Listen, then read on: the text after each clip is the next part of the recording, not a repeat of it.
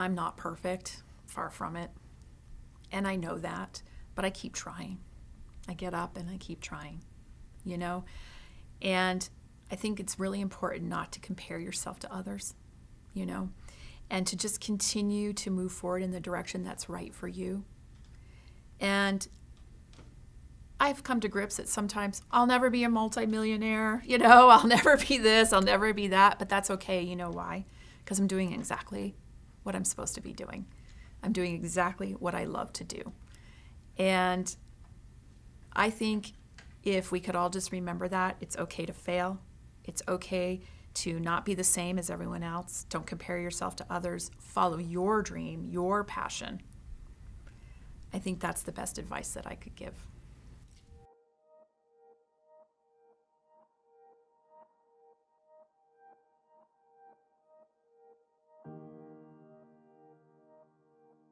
Hi, my name is Zenka. I'm founder of LightNet, and my passion and purpose is to make the impossible possible.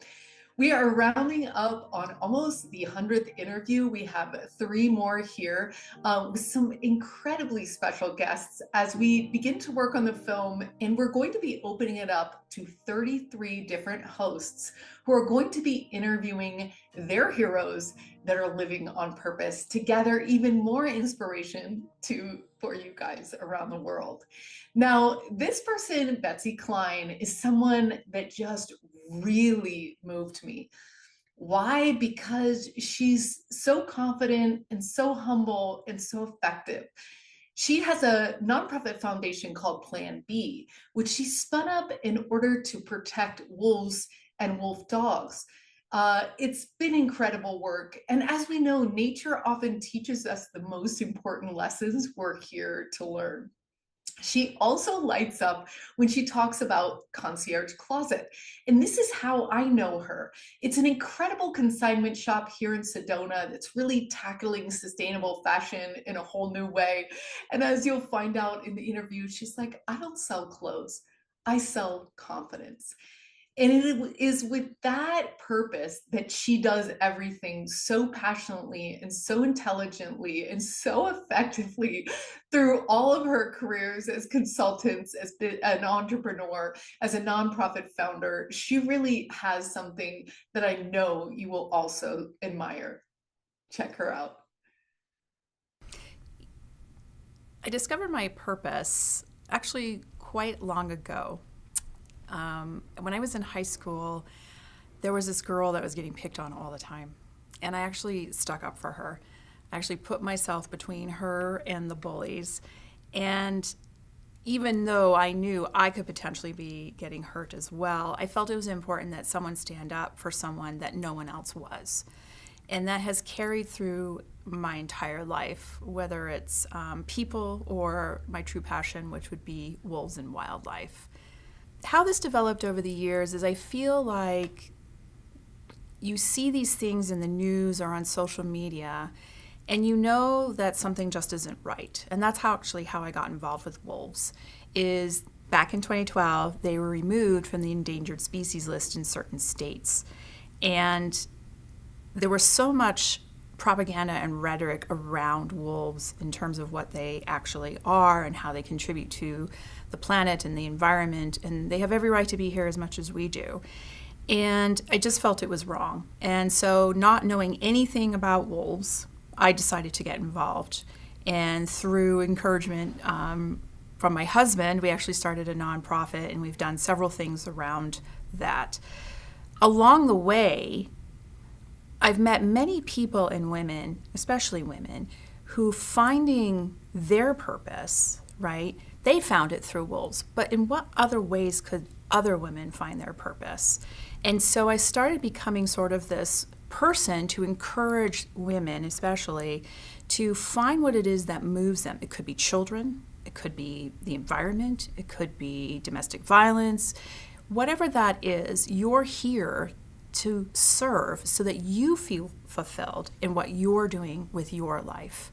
And so I sort of became this, not a coach or anything like that, but just this person who just started encouraging other women to do what moves them. So back in 2016, my husband decided I should start a nonprofit.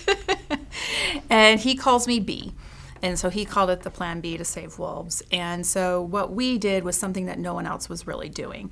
You may have a wolf dog over here that needs a home, right?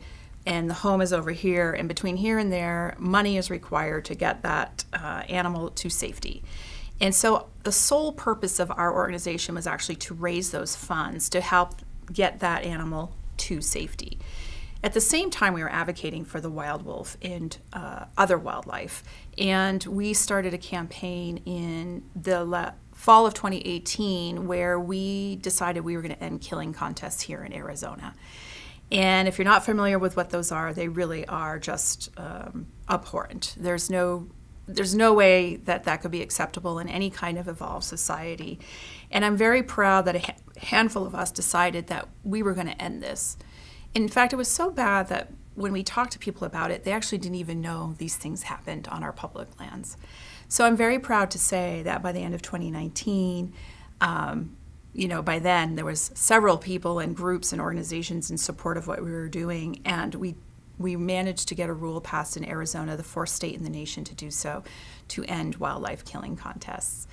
At the same time, I was working on this rescue of wolf dogs. And wolf dogs are often misunderstood, often adopted and then surrendered to shelters because people don't know how to handle wolf dogs. And so we ended up working on one of the largest rescues, at least at the time, in wolf dog history. And we had to get it done in about 70 days, and we managed to rescue about 188 of them. But it came at a very great cost. Those types of things, they can pull on you, and that's where you really have to, if you have your purpose, you have to hold, that's what you have to hold close. You have to remember why you're doing these things. And I remember days where it was so trying that all I could do was, okay, I'm just going to work on the very first thing in front of me, and then I'm going to work on the very next thing in front of me. And that's how you rebuild your faith. That's how you remember your purpose. That's how your heart fills with love again. I'm even getting a little emotional remembering those times. But that's the type of strength that I want all people, especially women, to realize that they have, regardless of what it is that they're working on. So when I was very young, I loved fashion. I grew up in the smallest town in rural New Hampshire. I lived one field away from where my mother grew up in rural New Hampshire. And so I was very young and I got very interested in fashion. I like to say, I think it was about 10 years old when I started subscribing to Vogue magazine. And the reason why I did is, art comes in many forms. And some it's, the more traditional way we think of art, sculpture, paintings, pottery. But I would argue fashion is art. Cars are art. There's just some really beautiful things that can be done with fashion, the imagination, the creativity, and that is my art. And so I started subscribing to Vogue magazine, and because of where I live, the nearest mall was like 2 hours away. So here I am trying to make all these outfits that I see in the pages of Vogue when I was in junior high school. And I would wear these things to school, and all the girls would make fun of me. You know how teenage girls can be. And my mom would say, it doesn't matter, in a year they're all going to be wearing it too. And I'll never forget that. And so throughout my childhood, my very first job was retail in a boutique in Keene, New Hampshire. And then I put myself through college by working at JCPenney, if you can remember JCPenney.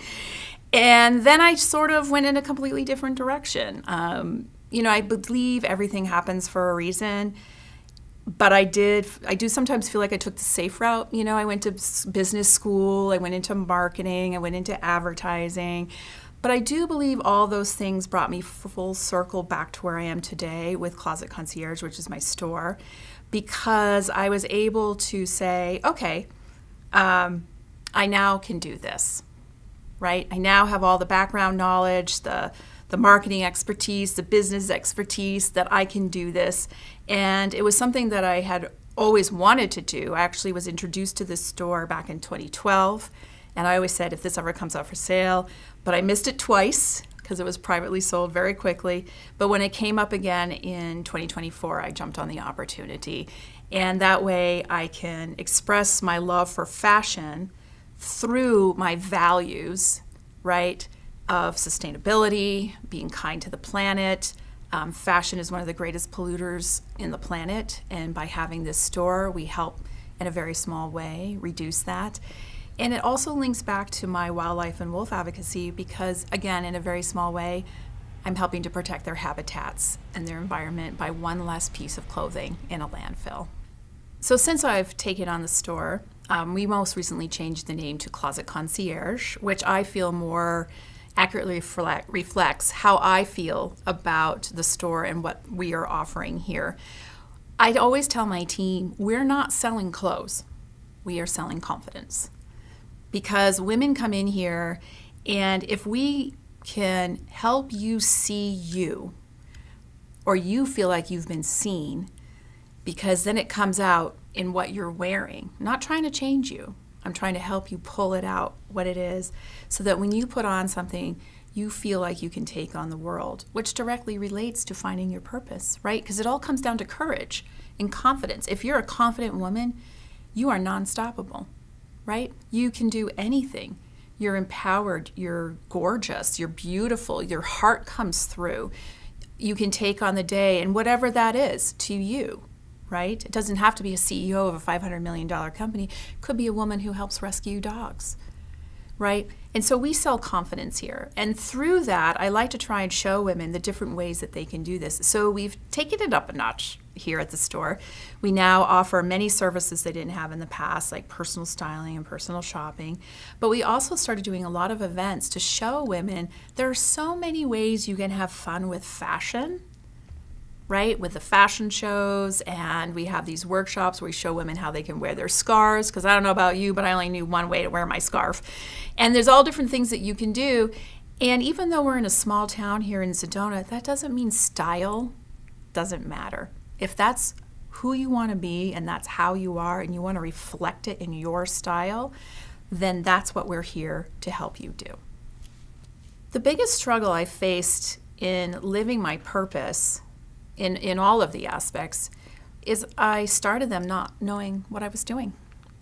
And I think in some ways that naivete actually contributed to the success because I didn't carry forward any baggage or, oh, this isn't going to work because I've tried this before type of thing. And I think that's why we were so effective in our wolf and wildlife advocacy.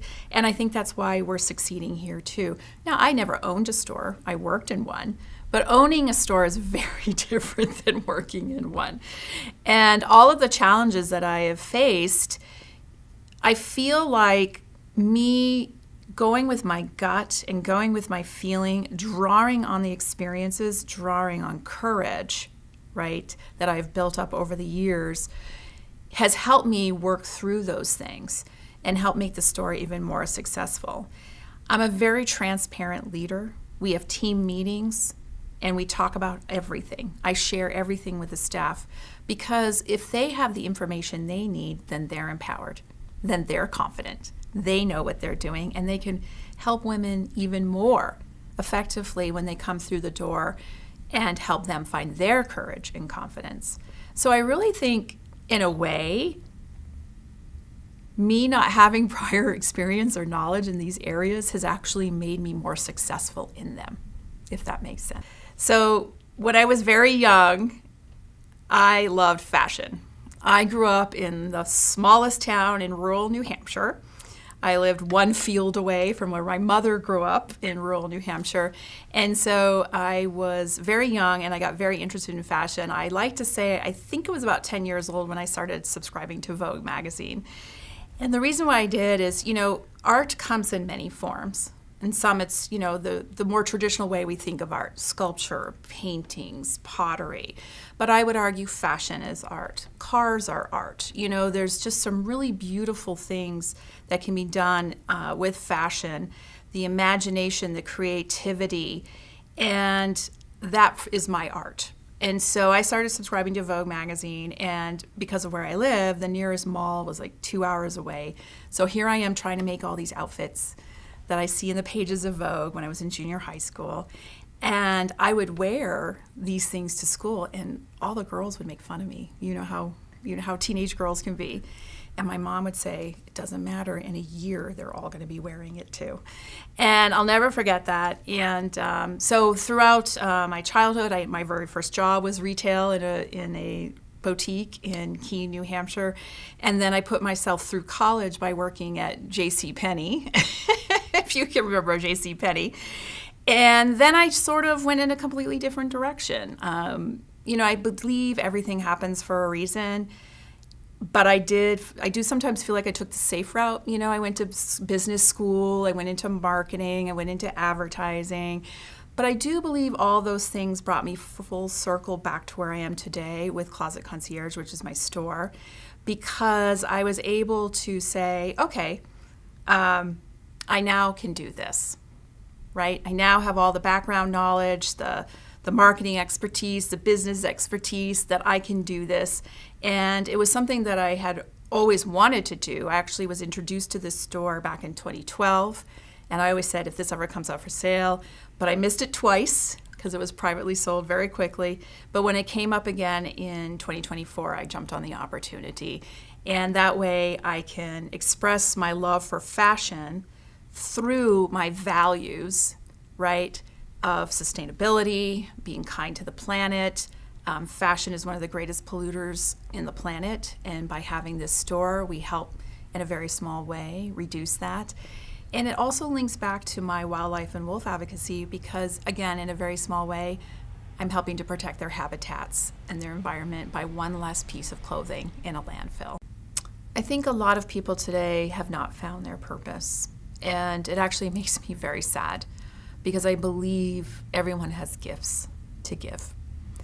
And it's just a matter of either they don't feel like they can or no one's ever encouraged them. Maybe they feel like life is overwhelming just with the basics, that they couldn't possibly take on something.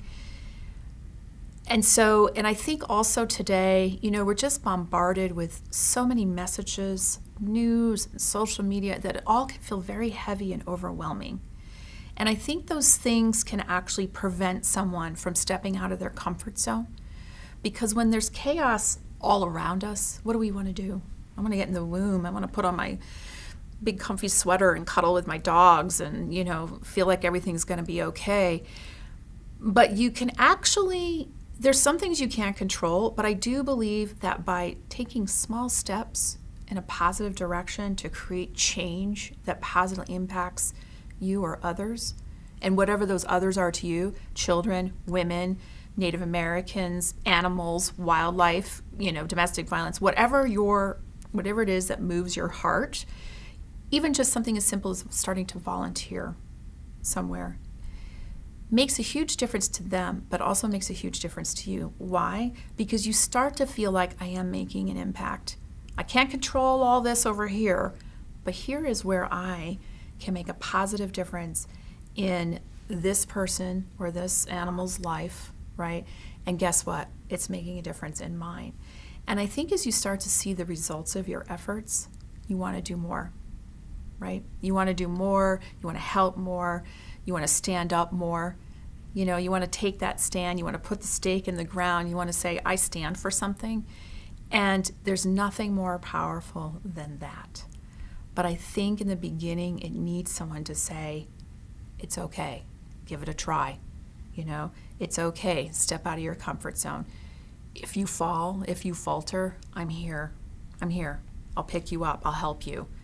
And I'm not sure that we all have that. I'm lucky enough to have a network of family and friends that do that for me, and I do for them. And I think that we should all just be aware of the women around us, right?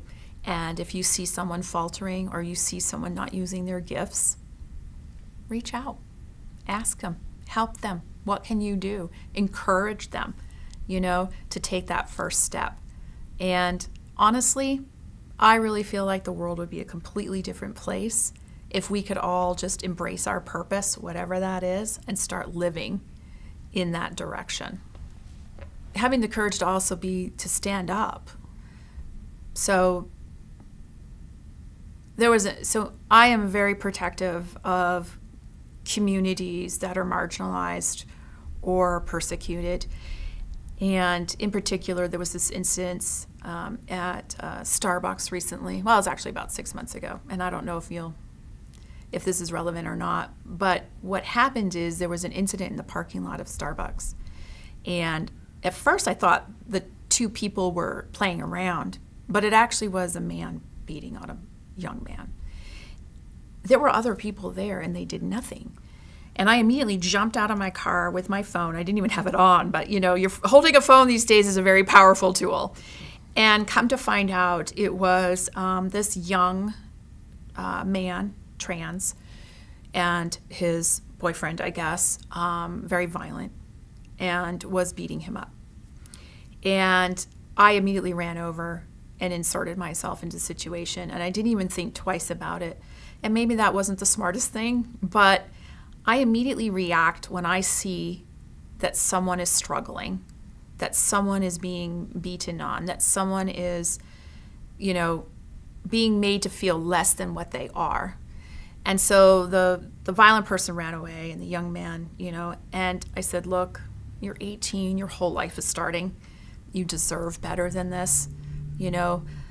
Take it from someone who's been around the sun a few times. You deserve better for this, and I want better for you, And so I think it doesn't have to be that extreme of an example. And I know we all have to find our own path, and we have to make our own mistakes, but there is some wisdom to take away with that I hope that we can transfer to others. We've been there, whether it's the dark, deep hole or the amazing highs, we've been there, and let us help you also experience those things and help you through them. So I feel by living my purpose, it has positively impacted the people around me. Going back, as I worked at the Humane Society of Sedona here for a while, and there was a lot of judgment against people who surrendered their animals or were adopting animals. And I started talking in a way that said, we shouldn't make assumptions about people. We shouldn't judge people. We don't know their story. We haven't walked in their shoes.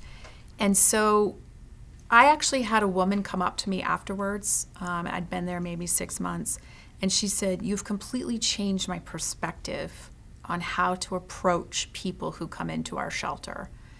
And that made me feel, full, right? Fulfilled.